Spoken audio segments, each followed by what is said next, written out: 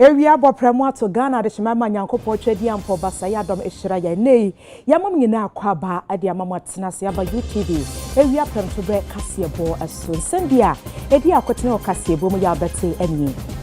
Openia or him Frank Casedema MPP Amanyukum, Ewon Film Pino, and Yadunu Namudia to judge an Intia Partino, Edin Cho, Ewa Abatono, Emu.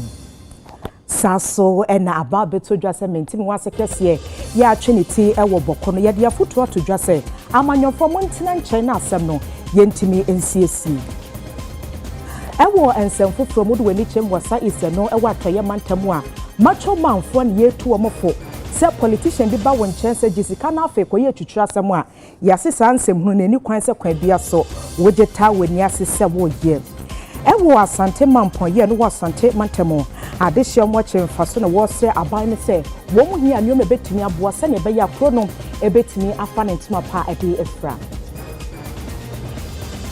ana wie nsempika we hu ne yesin konya yade esomo ese kasebo edin a meje so ne ohene gwa kese bo ahene afrika sebo ne munche mu ankasa eni Openia wo him Frank Adema MPP amanyuko won fempino ene eduonu nan mo Dr. Laji Mamudu Bamian wo kase wo chirechemu ya wo chese wonim pase enya de da fom say 2024 bra Ghana for guso na wo twense MPP amanyuko breaking the 8 betimi abemu party ne to ne boase mantem dunsia e wo kroma se kan ende campaign anu woden ene wo de hihye so nanso ye to abawie breaking the 8 no nya de akwan bia so etimi eba so na wo boa kire se party nankasa de edu bebe no na ahomaso ahantan dre kakabensem ene behye mpanifo ne bi emu wo ye no esi nkyenya no mabo ye den pa wo kroma se fango Ghana fo ye ntimi ento besia bo a anu wodene ne koso na wode sansem wagi na atodwa wato mantemo thank you to ya wode ahihye so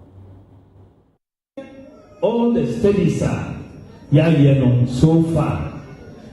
The big issues are one, cost of living.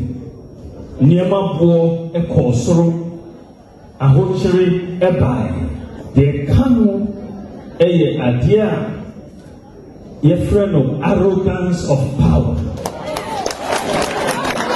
Express yasu na eyeti yasu edi ye tie asem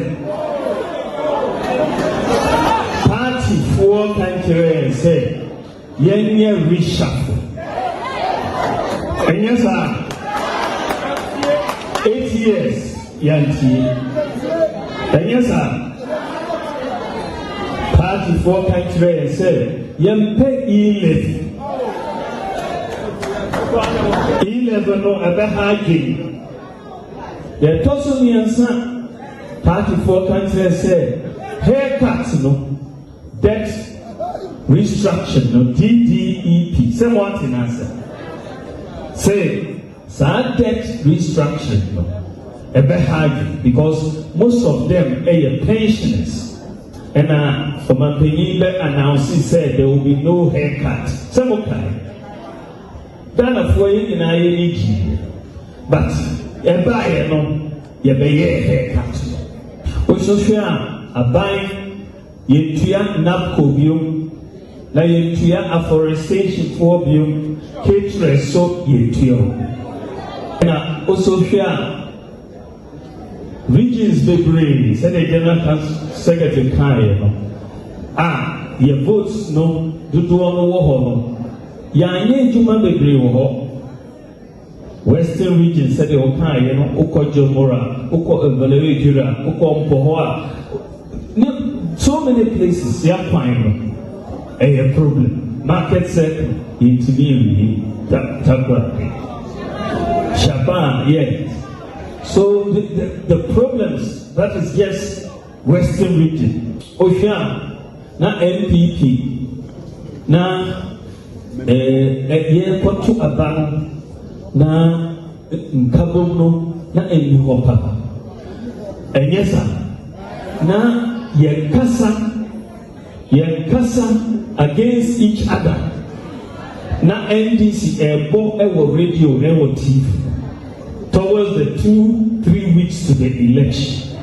So now only campaign but playing our own language back to us. Etina, ehia say, ye campaign, ye say, ye internal contest. Don't break down your opponent.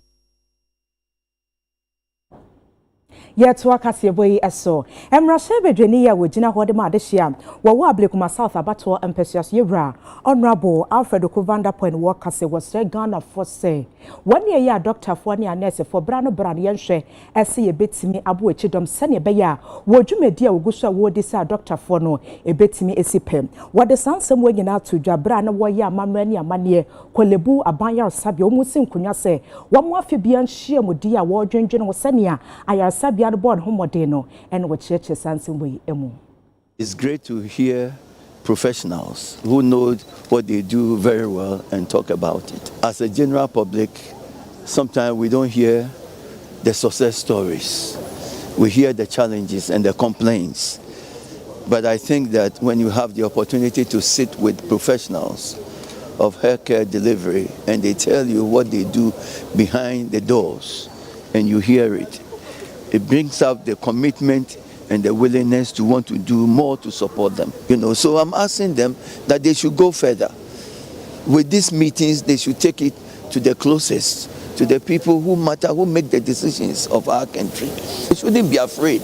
We should go. We should seek audience with the president. We should seek audience with the people in high places and show them. Because I'm saying that, when the rubber meets the road and you are in that situation, you can be saved right here in this country. And we have to make it and create it for ourselves. Let's believe in what he has told us in the campaign and now what he's telling us as the president of this country. Let's take advantage of that, and it can make a difference for all of us and for the benefit and development of our country. The whole country is geared towards curative, but I think we should pay particular attention to the preventive aspect as well. I think when the professor made his presentation on the renal things, if we're able to prevent hypertension, diabetes, we are in a good place.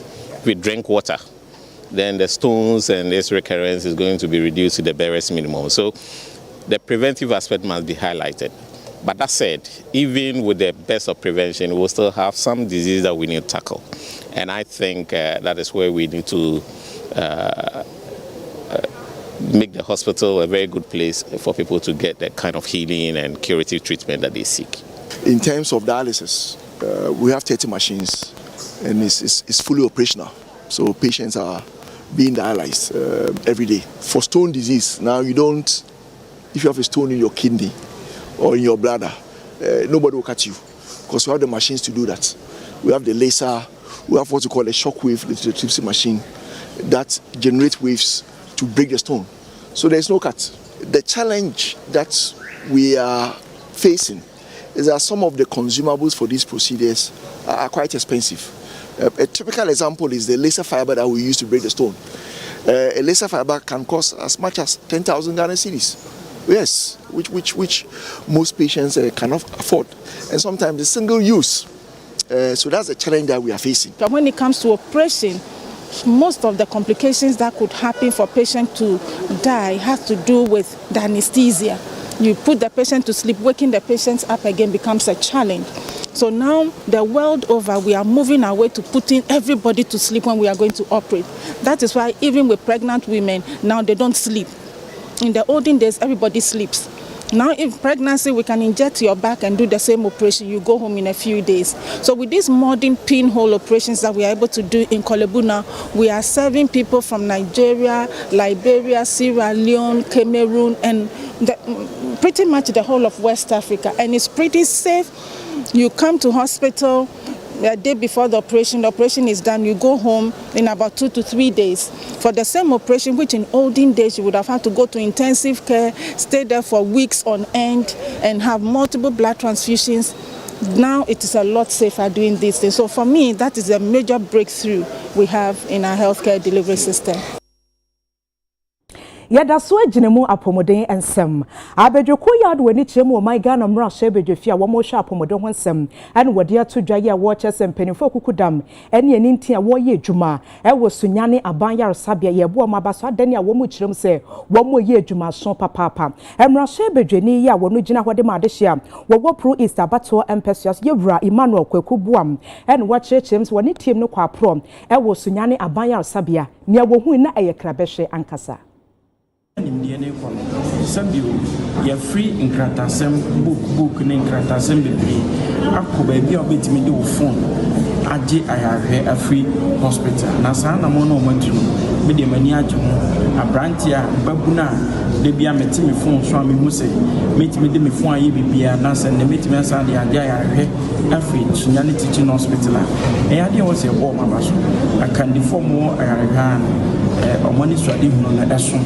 Inti Ghana nyina yigina omanam ni aboma baso se wanya sa liswadi hu e dia mai bebe na business inti Sunyani teaching hospital so am pass o me teaching hospital no correct o me teaching hospital na dia ma teaching hospital timu tintimapa eye medical school Ebwama yakase ya ya sanchira na university ba kwa where region and next year admissions ebeba no health committee yebebo modern say admissions for medical students bit makoso the challenge high and say if you answer I say if you high nti nye baby infa baby for from come the teacher the emergency home is ya nipa be 12 batena wa nti ye say ye baby na ama nipa no so tumi enya de so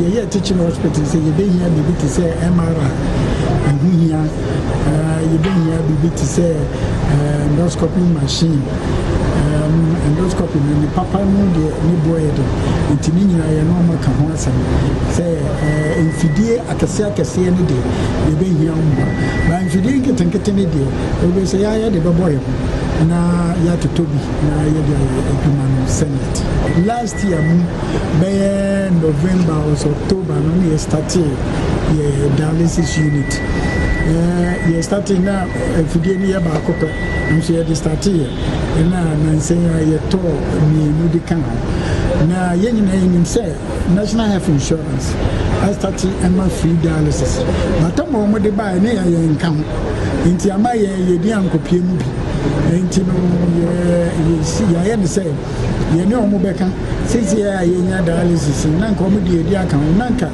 your client in every bam dialysis for free. Yet to akase boy so ye de ni chiremu ewo ensefoforo emu pani kwanchefo ya wada Magdan group of companies and Dr. Daniel Macaulay and wode ato dwa ya was champagne for se wo munsi gina ye pa betimi aboa se ne ebe ya dwedi ekoso Africa na afeso Caribbean entemu a ebetimi aye krabehwe na aboa na dwumedie nyina timi egina naso wode sansem we gina to dwa bra na wo hyehye dwumedie Magdan master class a wono e kyeremu se ewe eye final class e de ma wo mom e wo African Caribbean Business Trade Expo ekoso wankrapomponi mantamum wo se ade ba kwa wa hye ne nso ne se to de bi na wo kagwa na se nyoma wo de tu kwan fi Africa ekopie mo Caribbean na wo se wo bra nkasa wo be samu fifransa sa dwumedie no etimi abeso ede amawo. Those of us who have been in SME for long, we have to scale up and let others come along. We cannot be SME for a very long time or forever. You cannot be calling yourself an SME forever. So we need to scale up. We need to start looking at new territory. We have to look at new terrains. This is a very big opportunity to have the Caribbean continent here to be wanting to do business with us. So, I mean, it's an opportunity that we all have to grasp. As I said, everybody should pick a partner before leaving this place. This is also a master class that we share ideas, we share experience. So a lot had gone on today, which we all have to make sure that we take the best out of what we have learned and seen today. Ghana is done as a big opportunity for this trade conference to get into Ghana. So we have to take advantage of how many people and how many businesses have come who wants to have partnership with us here. Trade is the only thing that can bring us together. Nothing else can bring us together. Our history is bringing us together. We have to begin doing business among ourselves, and that can give us for a very long time. We are soon going to start a new Black Star line to connect the continent. We're going to reserve one vessel that will be connecting the African continent with the Caribbean continent, which is going to start this year, hopefully. As a trading company on the continent, we work a lot with SME because we know that SMEs make up to 80% of the trades volume on the continent. So we are here because our market is here. You know, the SMEs are here, and also last year at the Afrexim Bank conference, they also announced that the Caribbean will be the 6th states part of the African. So obviously the Caribbean become our work since we are working with anything that has to do with Africa. The will is there. People are ready to trade. People are very eager to trade. It's true that our governments are lacking behind a little bit with the talking and putting the framework into place. But I mean, private sector is not going to wait for government to start trading before we trade. We can trade among ourselves. Even if it's 1 box, 2 box, 1 container, 2 container, we can just do it, and I'm sure the rest will follow. So I will urge Ghanaian SMEs and businesses to take advantage of this. This is a huge opportunity because it's usually more imports that you get. You get people that will want to enter your market than people that are looking at you entering their market. It's very, very easy to enter other people's market than it is to let other people enter your market.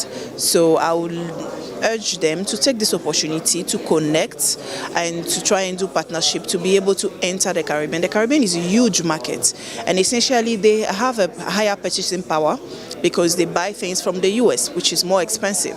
So just imagine if you have the opportunity to sell or to enter that market, you can make it big. Yetwaso atwaso efi ya pomoden enkomo emu. Yadie ba ko aba ya Ghana madodo na fa wadwene enkoso.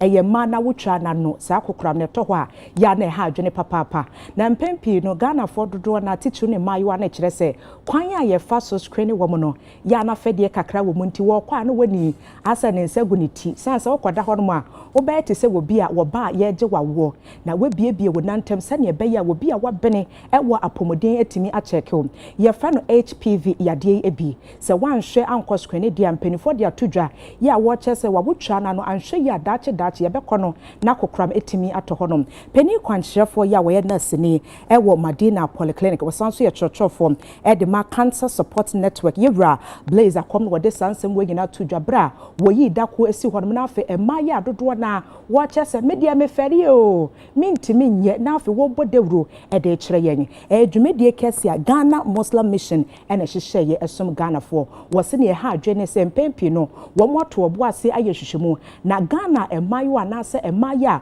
wonya akukuduro ko se ne be ya ye betimi askrene wo mo no eyo hamu nchichemu biensa pe wo se ha adwene. Your first cervical cancer, for instance, every year they diagnose maybe 2,797.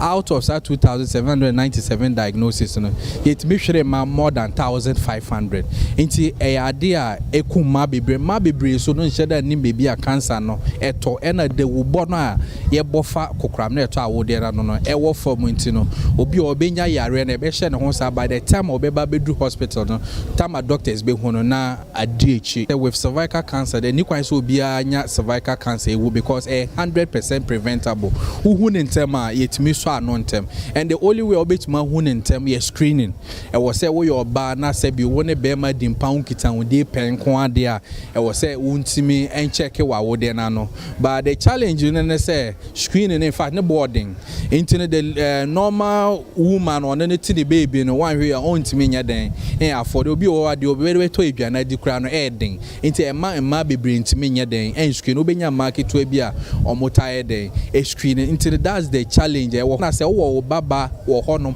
na on starting pound kitan dey ya ye wo HPV vaccines HPV na ye infection na cause cervical cancer no obetuma vaccinate wo ba no said e be ya e be bo no ho ban afri HPV na ye human papilloma virus na se bi World Health Organization needs to adi ho no say by 2030 e wo say yetimi etu cervical cancer se no ye betimi achieve this goal enti say abai no so betuma take a bold step ye betuma train your doctors ni bebre ye betuma train your midwives na at least 16 regions no ye betuma nya centers bebre ho no ma oba bia betumi awura ho na watimi screen na anka be bo anti train your health professionals bebre na increasing number of centers na obia timi nya access to the screening centers. Apart from breast cancer no, when it comes to women, cervical cancer is the second most common cancer. Most of the time, in our communities, because of the cost, because in Boye, and I say in Crawford, in about cancer, into omun for screening, the minimum man, and say, Obia on say, Yare na Yare so Yahunu earlier, and that's how it's easy to be treated. Into Yamiadum, and Yabomode na. Yanya manu bebre ama be stress sa niama no na yedi wie e fetre no enti ye nkra yedi ma emanu se eye se ye benya se ye be ba be ye sa niama we ama ye na de bia ye wo mu a as Muslims emanu ye nko hospital ye nko hwe ye apomu di ehuna ye hu se ye wa honde ye so wa honde a eno na se o sum nyame a otumi sum ni ye. Etwa kase boy so ede ni chiremu ewo ensemfoforo emu wamanfo bekaya April bosme ne de toso ede no mienu wa fimu ne beto dwa se nkrata tente afia bankese mu aba wode a wode to dwa ne se Ghana man penny excellency John Dramani mama say penny kwanchefo ya wono yetemu afo penny get to no want nanche sane be ya petition miensa wo betimi abo eche na afi waye emu enhwehwemu enam so meku ahodo a won sha ba se pie montene so meche civil society organizations ahodo pie montene so a wode a wo kan senia jina yesi amampanisi ye no wose enye ne kwan so anno parties be se enum ahwere enkrata wode apie monten so wo mu kirem se sa pepepe na tie mampani amone homode entie be ya nyame ya adomo enche wo mu si wo man Ghana monten so senia be ya wo mbetimi aye demo ede tie na wenti ye kwama no so ye ni leader edema NDP Yewura Mohammed Frimpong ekwa akodi enkomo ne enti ankrata tenten ati se wode apie monten so no ye nkwaje enchemu Yewura kwaba o ya ena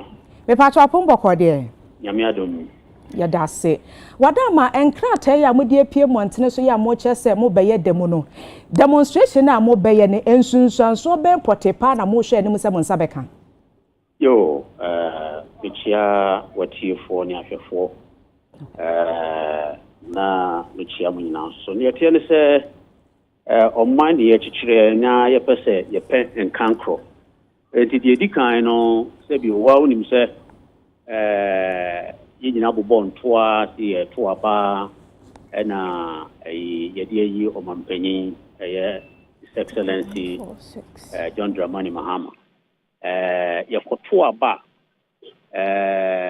ne tie ne se obi a yebɛma no tumi no ye omamu nyina ye dia a kyerɛ sɛ in function of the constitution ye ya mamra no enti no say of mine anasa amanyuku ene utitinani anase o mampanye odi enim na yede ekoye enim ama of mine no atumpon no NDC ena His Excellency John Dramani Mahama ye bontoa no niam bi kokoso na sunsanso bi a ye hu no sebio ye dwin se ye kabe ma mi kabi amamwo ne fapem no ase ya akwajeje mu ene se ye bonto a ne nipa bruni beka se ya fantasies obi aka ne opeso woka na mom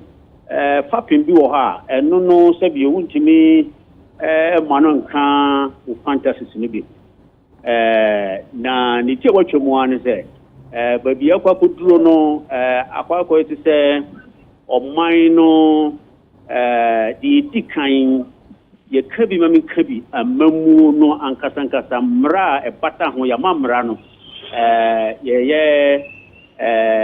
Article JJ one. Sebi. Man penny war born to work and be so no bar. Judiciary. A friend saying judiciary free infants Chief Justice Copim a judge for Nipimo. I will go almost say or more infants there. A man you could be mono, not no, or bar, Anya Denfrano, one also adding it here about the shishim. Now, ama sending your person a mamuno econo, where any sapa pepe. Epocran, I'm just with Sicilia. Emma Bibicans, a year, a Chief Justice, our Tisui, Apako to say. Or far of a neo in Jimmy air core assembly, I am in Panzer MPP, a memo. Or by emergency petitions are accosting a woman say, no, the seminal award, a Redipia, and answer what quarter, a subjudice, member said, Mekan Aquachi. Now, petitions, yakin can be Kakran, Ashimono, Sabio, Nakakra, Nakakra, sending music, I mean, Persema, a dream of. A quite is a you are saying, no, so person will be an EBI ingredients. Open say, Fufua, near was a Udishimu Binya. Sounds so Enna, the we of mine, Montpenia, Sebi, Wupe, any near. Opesa weird, and also action be our ingredients. It is a Chief Justice de Aquacoye. Now the air can say, the Coco Banisa, your memono, said you know, military government. You can say democracy, the just Aquacoye command system, a better command, because we bet to me, I can say, Obia can know, I mean, a due process and wafa. Fine, due process. The big market say due process. Then any governmental action be an ingredients. And you or my penny obey me the ingredients in Nashim more for so. Say a Jinan in Nasu, ubet me aye. Na Aquaco Banisano say, Yang Manuku Yan, sorry, Waka, na Yan Kassan Fahua, maybe say a high drink after. A beam pokran say, you buy, I mean, or buy another NDC buy. A business is you might fool be a public service. Public servants be or more, I just say you or more to say, no, and the Aqua Ban say, or Betran, now after or more to him, or Nina actions to be a Sabio, Monday tonight, the Ma Montpenino, a gun of winning Japadi. In the Aqua Bassa, who's some. Na would we actually a hard drink after. And now, Sebi, she say no near here pa any Juma was any pa air. Now, Ubana Usiso na pay Muvan say other constitutional body conflict, institutional conflict. Na Upaseni na control. And now say we and she be a near over canon on Bedimua. Na Aqua is a floodlight. Floodlights are would they share go from us. No wouldn't do more. Let's just say we are in obscurity. You know, the basic of democracy, a due process. And the no Sebio underminer na any military regime. Say the military not just say your command democracy. Banus also not just a Ghana. Ya mamu no ya shas yes. Free 1992, no ever film son, let us and Sakra Cassipa and a album. Now, but we ever quack up him no be any. The legend say, was set, your boy and you swore. Yes, sorry, now your ma of my money in our ethnia air force. A very dangerous. The military regime, and now can say a democracy, because we due process, ingredients in a woman, was all the far action, or which you know, now command democracy. And also Basana, not just any military regime, and so she need in it. Mira, my Mira, my Mampeni, enhyehyɛ ya na sa na moto na wotu no wafom mmara na sanse senior workers and wogina article 146 clause 6 of the 1992 constitution wode ye adwuma matome bu ase akenkam e follow trend ne senior sitie senior committee meeting besi akode nyina no mampani akoti mmara ana sa wo ye ne gina ye senyi na wo mmara ne mu medase ayi nti aye ka se aye entem ana se sebio war force no once American be say governmental action as executive action bia okay say a due process and as mamra e wo the ingredients obetimi ingredients ne de wo hwehwe mo ye pepepe but before aye can say and to abomo no waka sa asemi enti premeditated okay premeditated enti na amma say e ha adwen kakra so ena sebi o sene niam si e ko no I mean you can't say oral ne ho niam na afei yedi what do you call it breaking kokko kwa manfo so no ne can say look e tokoso sana baby ye be kwa koduro no bi ani e do hwe procedure na dey say no can article 146 ne clause 6 no say ko ni nyina no I mean it doesn't matter if the ingredients are fine. The ingredients are fine. Oh, far. I mean, they say, you know, what the committee said you say, yes. A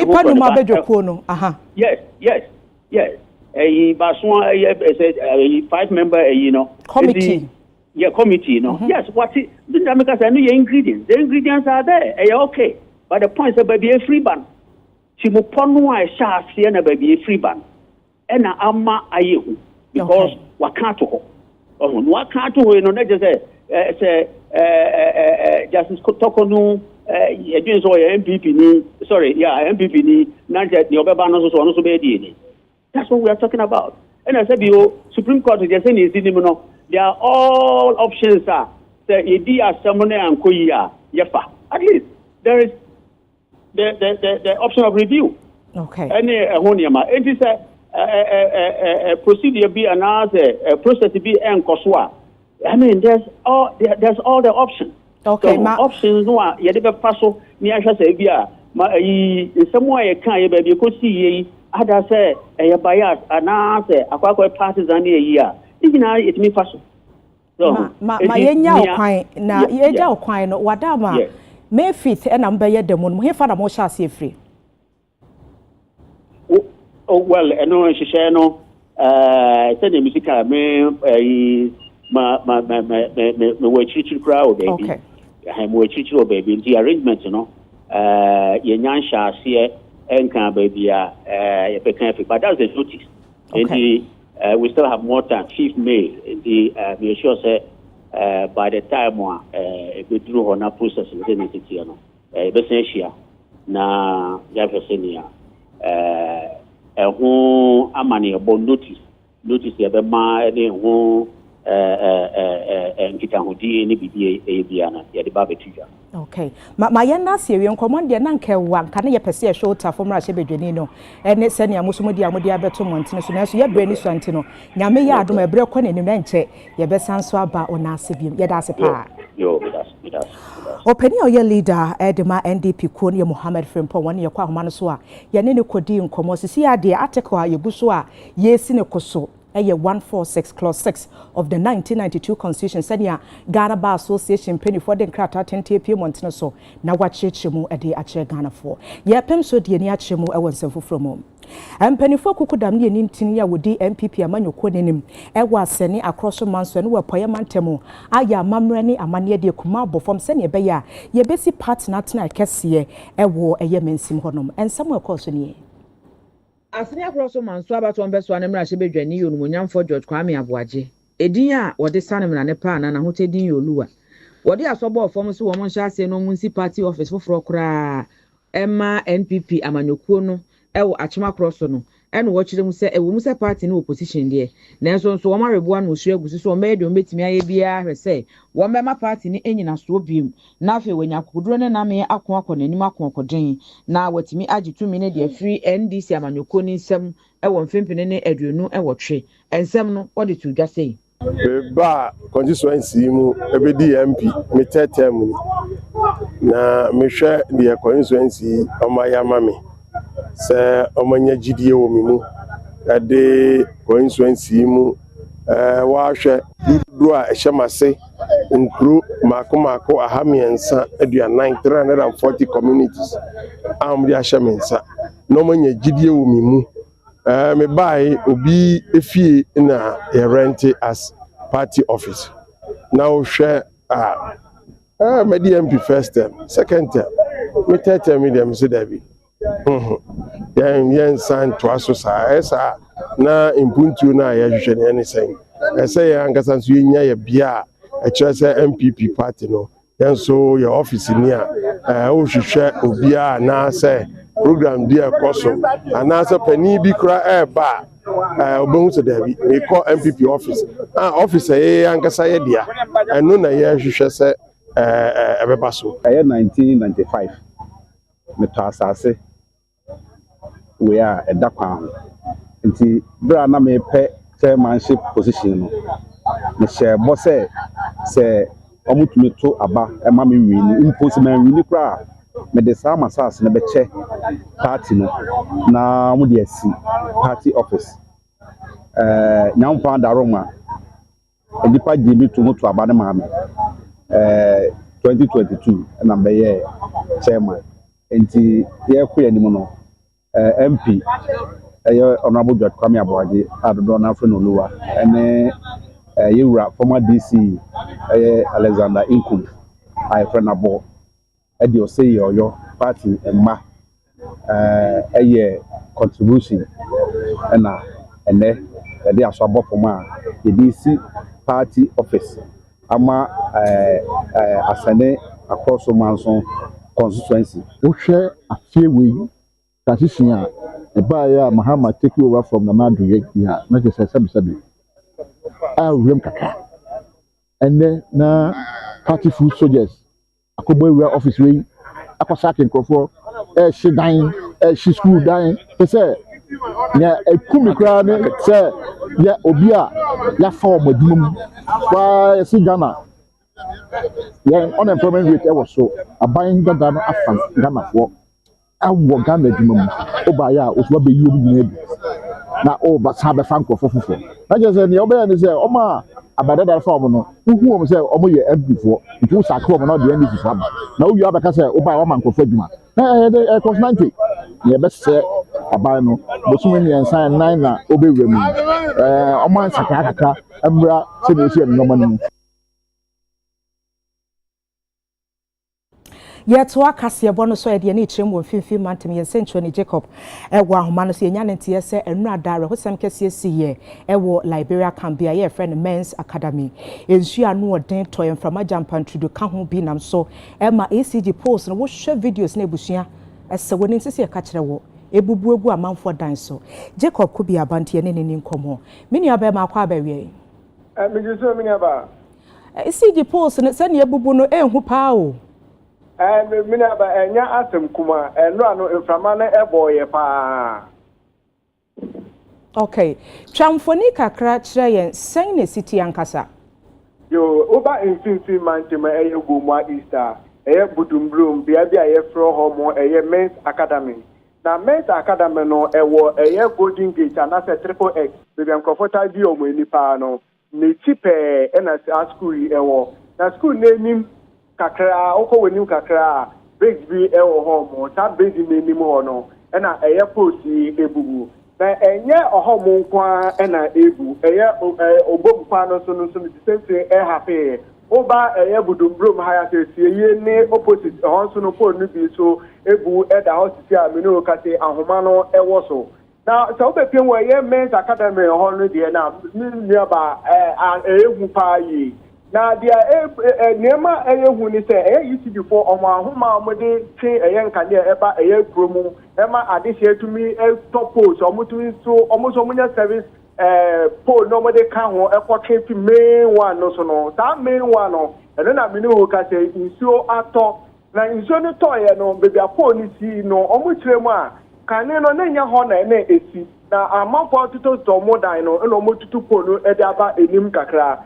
na ọmọdé bá enim no so no ECG fo no bọ ọmọdé ebehu yẹn na ọmọdé ọmọnda de ẹsẹ ọmọdé soso mu a ebetumi egyina oye no ọmọdé bọbọ ọhún nso ọkọbrani etumi abọ ọmọdé etu ẹyẹ dadeɛ na ECG fo no ɛde asɔ ɛyɛ pole no ọmọ yiyi ni nyina ɛde esi hɔ nti pole no nko a ɛna esi hɔ afei afoforo nso ọmọ hɔ ọmọ a ọmọ ejanabea nsuo ọmọ ẹyẹ gutters ni nyama no pipes no ọmọ etu ẹyẹ amona afa ẹyẹ pole n'ase pɛɛ ɛna ọmọ de ọmọ pipes no afa mu na akogu ẹyẹ gutter nim nti ẹnurada nsuo no ɛtɔ yɛ nframa no bɔɔyɛ no ɛna pole no ɛkyi ayɛ na ɛkyi ayɛ no ahoma no sɛnea ayɛ no mini abasa akɔla bi etwa mu wɔ sisi a ɔbɛsom ɔsom pɛ ɛbɛ sɔko no ma ne ahwɛ ne nkwa.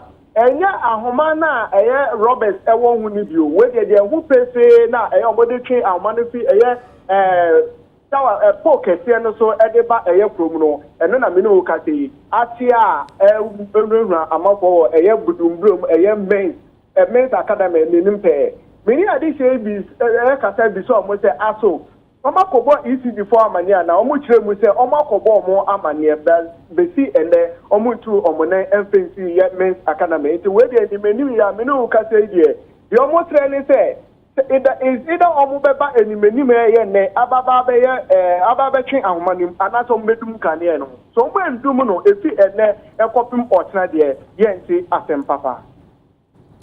Wadama ma mimi sasa asem wei omanfo netimi esi mpempem a obi twam obi hu se bibi se na akoso nti se ne na wo kan se mofra betimi de wonsa som no wo mo etimi esi mpempem a ebetimi aboban ana amene wo kan se do mu nsi mpempem bia de o betimi aya ne se eye abranche bi on wo mantem ono oye light hu eduma kakaka o mantem ono e no mokoto kojan e no mutumi di ma na ono otumi di bobo eye ahoma no se na ebe ya obi twemu wo ho mo a onkonkosom e mane shokino na so unim nkola asem ahoma na abafom to the extent say akola we di 11 years kwa betimi asum ana say de ne mochi kakra wo 9 years a the mochi kakra betimi asum onya so mo a no e betimi agene nkwa e definity ye ja akwa ma wakono sa twamfoni ne bi kire ye medie kwan no so ho na menam minim sɛnea situation ni sitie ye kwan no foforo ne nasefo no sɛnea cars ne nasefo na afi nipa ne cars na epem so twamfoni sɛ ECG mpanifo tie ya ɛyɛ hefa pote ɛwɔ men's academy ho. Okay, so ECG for 8 year me na say e bi omo fi ɛyɛ kasoa na ɛba ɛyɛ Golden Gate bi obi bi o ha ɛremu ha nyina enu Golden Gate ɛwɔ kwan ho pɛ ana sɛ triple X ɛbɔ ho Triple X and as a Golden Gate no nechi pe ne echi no school bi wo ho ayese men's academy ne nim pe na ade esi a hu ye pa enya asem kuma. Okay, ma ye na se ne wa mane boy. Okay, nti ebusuafo we yare hosem kese esi wo men's academy ye bese Ghana mpanifo se muntu ana monko honom sanse wo hwe videos ne pictures e twegu a ehu paadema ye mofra no ye mpese wo kina nko na atorenchem kesiesi na afi na ye mpanifo ye akona asefo ne ye mpebie tie ndie nuabema Jacob Kobi ne ko ya ene ne kodi nkomo ye pem so de ni achem wotemale amane bo ayensa kan se UK International ene agra mpanifo aka bom aye dwabo kese a wo dwendwene kwan ya emo aye die o my Ghana mu ense na bra ye betimi enya eso emfaso. We are still running a system where when the breeders come out with a variety, all the companies and individual producers have the right to produce that variety. For example, the Agra we have mentioned. When Sari come out with the Agra variety, I work for Heritage Seed. We'll go to Sari, we want the Agra Rice Foundation Seed to go and produce. Another company will go, they want the same variety to produce. Individual producers like SIPA members, they will go, we want Agra Rice to produce. Sari will sell the same variety to all of us. Then we will send it to our various farms to produce. So the challenge there is that I might do the right thing and subject my field to what I have just mentioned. And the PPR will accept that I have done the right thing. But somebody somewhere might not even get the right foundation seed. But because maybe he knew somebody who produced Agra rice last year, we just pick it and also produce. And have a way of pushing it to the farmer and call it Agra certified seed.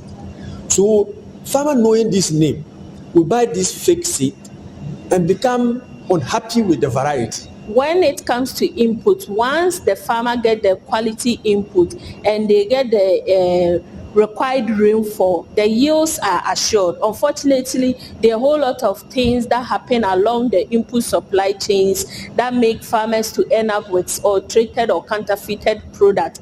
But we are hoping that with this platform, farmers will also develop good linkages to input dealers who will give them genuine products. We are also looking at the difficulties faced by input manufacturers in the value chain, with issue with tax and other things that has caused input prices to skyrocketed over the years. And we are hopeful that with through discussions with actors in the value chain and policymakers, with time, things would some things will be done about it, and prices may come down or at least be stable enough so farmers can plan ahead their budgets and other things. I want to use this opportunity to call on development partners, to call especially on government. If government wants to reduce the importation of rice, then I want to urge government and key stakeholders to invest on how to prevent these bears from invading our farms. Because the bears are causing great havoc to our farms, even more than bushfires. And so if something is not done about it, the production of rice will rather decline. It will not increase, because every farmer is interested in profitability.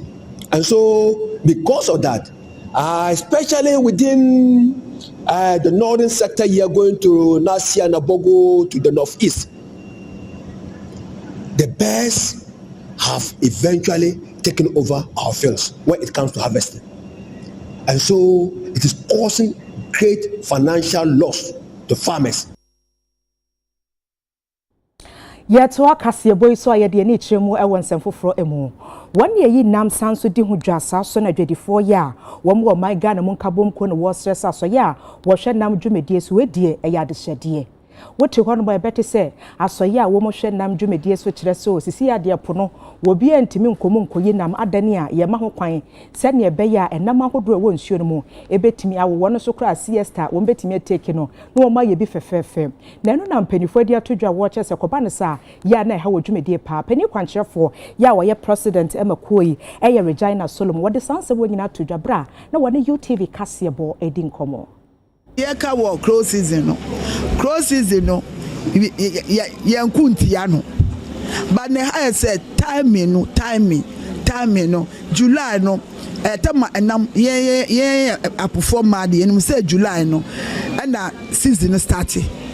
It started from July to August. Say antem bia e betu punu July pe anam timi basta ya tu punu ye samba ye nya nam ne biem ti esra ban say closes in the ayemaye e ma ne ye de home ye de gi ya home ye de siesie ye nyima ye de adwuma ba ne yia ne say emra me kire kakra na July ne de the money na after engagement one can say closes one up so by the timing papa President Mama ni yesre will say closes okay after closes all the enforcement but to a performance about illegal fishing now what set up police soldiers one by attack fishermen yes no your person with the police in David bebe attack fishermen yeah a man enough to yeah dream say Bomadi say mudi emrabeto say so big quiet illegal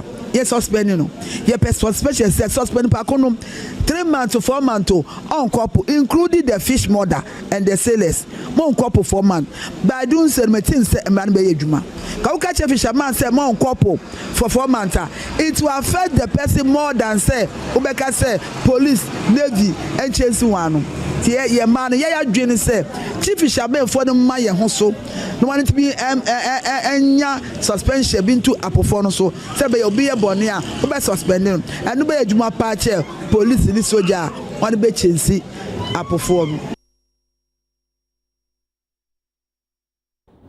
NDC chitafo trouble about on pesias no watchers said they no happy too muchokradi nyina ne say womo so womo to one womo nya ne tie se nipa womo hwe ni mu say Ghana man pani His Excellency John Dramani ma bebo ne din se ne be ya mensin wo betimi esi na nemo no wonipa no womo hwe ne nyesa nipa din ene ye boye to womo kiremu ese partner tena kese office ne de womo koye no e fa ne nkonwa papers na asefo de womo asese pi na enam so emwo ne UTV kase ebo edi nkomo wo kire se wonipa no won pese man pani boni din constituency chairman Yebra Abdul Aziz Ayite Aye was wo pani de dank was sefata se bebo ni din ese abanem sina dani a wose 2024 bra party ni kuso no wo ye campaign ni anu odin wo man Ghana mantam dunsia no wo hia Yebra Abdul Aziz say ya sike bi e wo ne bottom wo beyi e de amount afis wo ye no esi nchenya door to door campaign wo ye bi enti nipa bi otese wo hono ma denti ni etwa no ne yekobo foforo edin once more di to dwa no ebini your coalition and Ayaba candidate be new candidate be contest here election during the constituency election you know we say nipa mienu ko chairmanship na ba ku win here ba ku lose here na wa ko tina fie on boa party adwuma biom ba ku na ono de ni sika boa party adwuma no a chairman Aziz no ono oye chairman bi a for the first time in history no na watumi renti office I think some ko mu hu send office ni tie or na watumi di ni sika renti office ama party no na container mu na ye meeting any sometimes under trees but or no hu say on fa ni sika embe renti ma party no because na ehia party no or ye obi a or to yankofo school fees or to yankofo hospital bills or support educational programs our constituency no every day na obehu aha atwinu was sacrificing na djuma ne bibia ne sika what I say aha ye ni MP wa ha ye betumi akoni ho say omboa obia chama bibia chama opposition 8 years na mu tete chai mu mienu no mu personal interest inti mu ye chairman ni say mu group party ni otrobo nkwa trobo na assembly members na ye ni assembly members yes say I take you over your 8 good assembly members e otrobo yes isemu because of chairman ni modern bonu na ye ni ma ni breasem omo we ni ye chairman so good pa oboa ye mekwa mjina waboa mbebre oboa ye ade pa nti ya wia no e wo say de man enye wo say fama gbo nti ye say ye nti ase nti ye ni abre ye mpene ye ni abre ye nti ase ye ni abre pa nti munya bibi mfa obi ntumi enye duma ema obi mbedi se mimi ba mba bebre na obi abedi de ensi hwe mu hwe bla chairman ble na adutama oba baby edinu na be jeff ni sem and the ensi mimi gina ma bla papa ma bla rough tamo mu sorti papers no e wa myself no since morning me sa ma no pa 6 me ko tina osa na paki bag me fi on na ba homachin 2 asama be fe sa na dawe election no na abi na be dia na da mo bi kufro ensi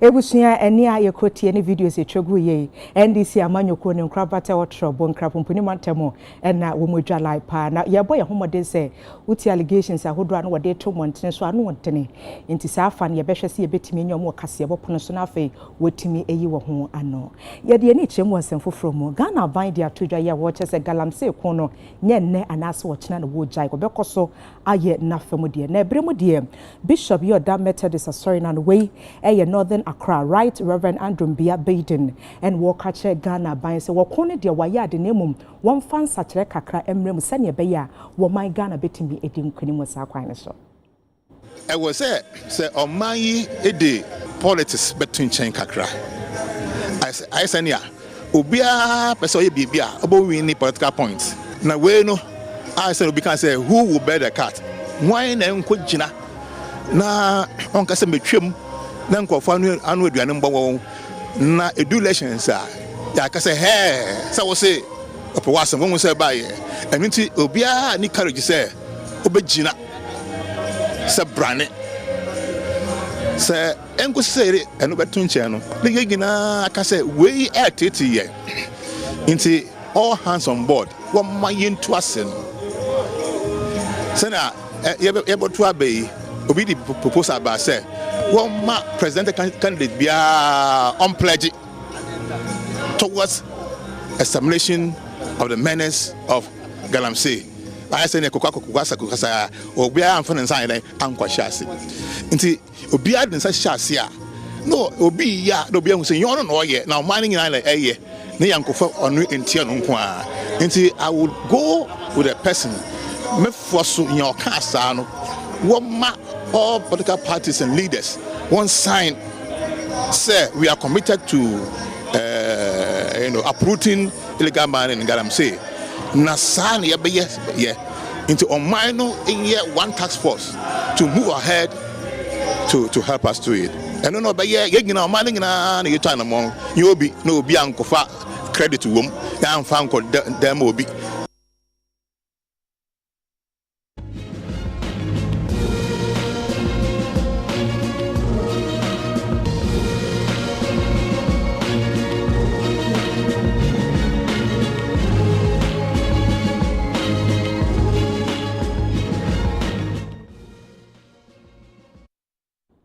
Ma yensa ma munyina akwa ba bredu su de ye hwebro no ahodo wo kroma sesane abra wo mo bre ene hyehyɛ pa mpanifo betimi de egu akwan so sane be ya wo betimi ade wo ho ewo asante mantem chimfa so ene wo manfo ndi atodwa wo kyese wo mo bre enuoma ahodo wo se won satimi ka sane be ya bro no ebetimi akonani wo mo santimi nkantie bre mu de Ghana ban enko wo mo amuha wode a wode etodwa ne se wo hwe chimfa so kuro ne so a ekwantempon papa de wo mo nyebi ekwan na atete apra pansam ewiewie dontomjem ese dunia muako woye no esi enchen a eba na yaresabia papa wo mu enibi ahonidie ho nsam hyeda anyina naso nti obesre ese ne etie bia Ghana by na office wo manfo a wonsem ewo benin ko omumwa na na kwesi kodua na wode sansem we wode atodwabra na wone UTV kase edi nkomo sei 2019, you say I said the school, DHS. And you had the foundation, I say Cassis on Anke to us. If you want to cover it, buy. If you be a car, because I'm a ruler, I said, it's not much I'm a business, or as over to school here, it's a DBA chassis in a way in this school. Then, when Niggas on it, we must grab on the community center. This is as a president, it's ready up on me. You could have will be more many brains. You need public toilet. You need public toilet. As you create, you swear war and Pohania Kodam. Kubrona, a Bikuma, and Subenson, the Wumkum had come out in Panuman Kodam. The president, Abanu, see me here, here's let me hear Janai. And I could go out to buy it. And I know me, I can't go chai. Mr. Rani said, Saka de Jeffrey Fa, from this and Usima, you find 2 room hair. No, Kwani come. As I'm the president, and then US in Tino, no back. Catachiho. To the Tunanim Saquano, and yet sacred print in the first. I'm Pamra or Yaman Popano, the Cajon. Na MP before na amwaye moment mi anya osa ba bi ona ku video bu adwuma rasa de amano na adwuma na emiye na sisi mu hwese de te na ya ye drinks nyina busu cover anke ka so bi kusta na man sisan ya kontimi sraban so hweda yi si epese ye no na so ye wie ne kwan ye ba so nya ba so ye ni na no so sire wo so mo check kwan man pon no na wo no contract mo mu nyi fu mo ma ye ma ye adwuma bi e de che bibia because na bie na busa obi da Ghana em say do be crown so obi bie because obi do be for obi akia ne ka obi wi a obi court no zo go follow ya obi wa na ye de emra kitu obi abebe je court o mo say enye mra no o mo ka mra o mo ka no pro enti asem kitu obi na say o de go na de jade pa say fi enti me bia na ma adwuma bie editing wo mema na nipa bia so obi no mo obi say nipa no sebe obi tia no nya sika enti so obi no so no nya sika nipa bia so fa bo pro no mo na sabi o nyina no obi anya ne bete obi no nya bete obi a betuma ka no so na twa enye bete bete nya so obi fu no so ma za o de wonya sika na o de wo ka o se sabi ese mu kire sana kire kana mo de eduma bia wo nka wa bra bo mu sem kwa hu ya zo be ka bra bo mu sem atiro do ka ti obi a eduma bia bi be fa na serious bi fa na asem se de bi be fa no sabi ate bi ka ka wo chi tinu hu ya zo be ka bra bo mu sem kwa atiro obi eduma aba ne ta wo number 1 enemy to community we are number 1 enemy to the government. We are number 1 enemy to your family. We are number 1 enemy to your friends. It's a Ghana because they are Yet to akase boy so de ni chemu atoye mantem amu akona afe besaso nsanso no ana mpanifo de atodwa watches atibia wom no enkoyie na wohwa saa kwan no so amu amunim samara boy no hono ne yefa ne yede ni chemu ewo samara boy wohwe nsamso no tibia ewo pa na emu atutuo enti ahyenkafo afa saa kwan no so de odu hono mu a ewo se wonya abotre se ne wonu a wo twemu akwa na se ne wodi wo nchen wo betimi afa honom enam so momamfo dodo na akire wadwene wode a wode tudwa ne se ye nyina nim se atoye mantam de koko dua ne honom ena ne kese ne ewo nenso enam se ne adwumedie ne tie na afensamso ne nye papanti no wo bi wodo ma ne koko wo se me pa se me de fa kwan we so de menyenti no ama koko ankase wo se ensatimi kase wo man ne ekofom ahyenkafo ne bi ne UTV kase abo edi nkomo se yesra aban se omoaye ye bridge no asai omoaye omehwe emaye ba kon edikan si amuoku bridge ntentem so a o se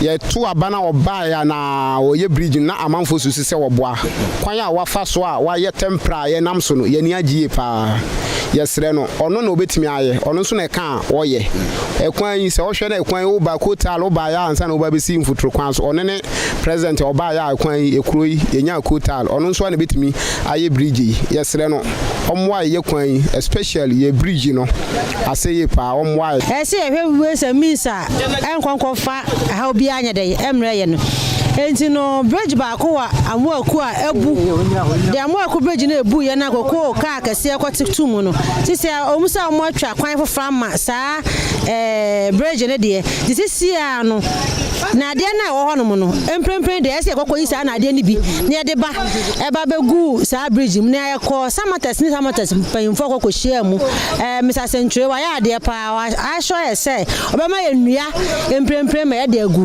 okase 2 weeks na me say 2 weeks there say the bridge aye there 2 weeks no ye nti asempa nti o say within this week ya no obaba modern asay obema ye nua ma ye de abegu so na ebedu ye nua asem na de sem na de ni nyina abu agumo de akwa de eye free so ye free so bisa so bridge asem na mekan emprempren de na de na egu bridge no so na say here asa na de nua na gu so this year na de na hwe na ebenya bi nti de wo amuaku no de ba koyi na ya hwe mampanfo aboa ma ye de agu so emprempren something must be done immediately.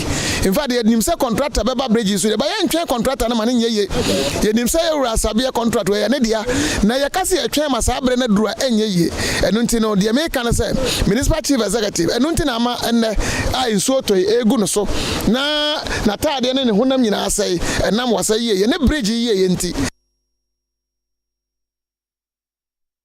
ye bestra ba mo mpanifo se won kwade hiem wesanse samra boy kwantempon ne de atete apra pansam ufi nkra pumpuni mantam ko samra boy a wenni kura na enye 15 hours ni nyina ne se ye kwan ne nye ti ekoba ne sase ya na ahyenkafo wenya abotre a anhwe ya na akunhia denden esi ye besre se wo mu hia emwa kase bo na hase ene mrama kwan se yemfa ne nyina yemfansi ye de asede mu odu ekwama production team titiu ene yesamufo pani wane ebo aye kase boye ye keka ebo mu ede besomo edin a megeso ene wie ene ohene wa kese ebo ahene yadamu nyina se amamu ene hwe yadamu si